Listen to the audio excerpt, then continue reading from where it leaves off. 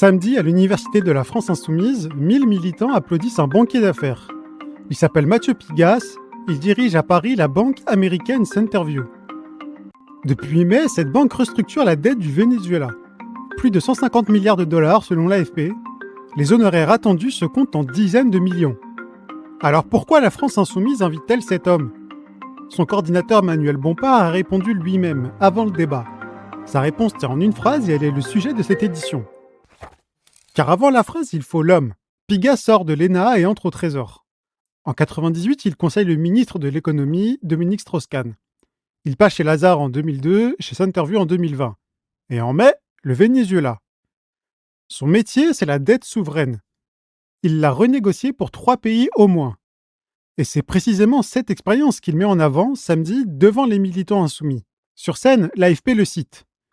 Le mur de la dette n'existe pas, dit-il. C'est un argument idéologique imposé pour nous dire qu'on ne peut rien faire. Il va plus loin. 1/5 de la dette française peut être annulée, affirme-t-il, sans aucun impact économique. La salle applaudit.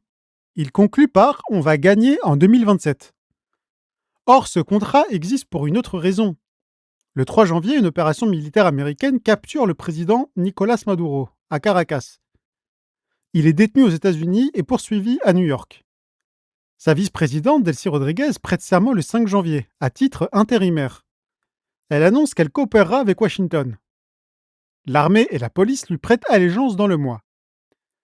Cette administration a choisi Centerview sans mise en concurrence, écrit l'AFP. Un ancien émissaire de Trump avait donné un avis favorable.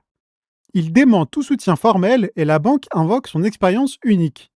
Donc un pays dont le président a été capturé par une puissance étrangère confie sa dette de gré à gré à une banque américaine dont le bureau parisien est dirigé par Pigasse. Pigasse possède aussi des médias.